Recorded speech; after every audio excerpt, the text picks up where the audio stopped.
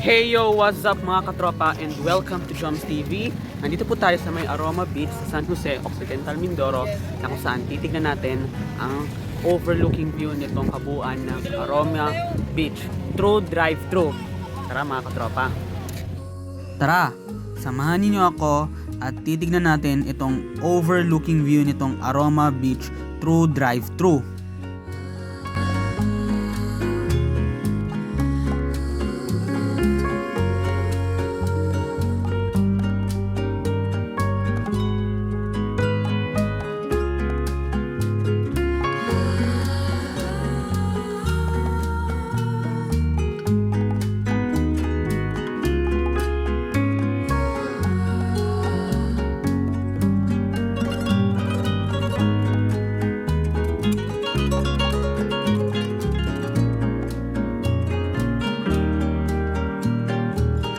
Oh, ngayong nakita nyo na itong buong kabuuan nitong napakaganda at napaka-amazing na Aroma Beach dito po sa San Jose, Occidental Mindoro, ngayon titignan uli natin ito through drive-thru sightseeing.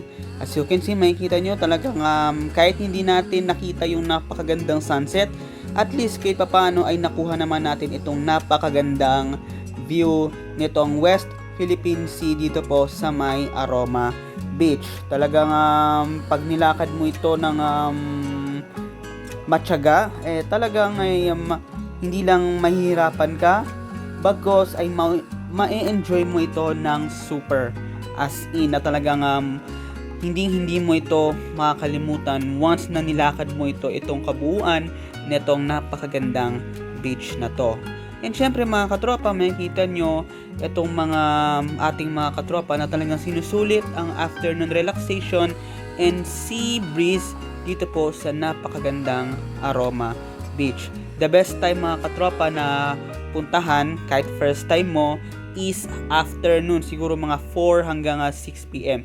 Yang makikita nyo yan mga katropa, yan yung pinakasikat na restaurant dito po sa lugar na ito, which is yung MV Grandia, yung nakita ninyo earlier. O diba mga katropa, kahit first time natin dito sa napakagandang lugar na to, talagang 100% super duper amazing, as in talagang mapapasarap itong ating jogging and afternoon sea relaxation dito po sa napakagandang lugar na ito.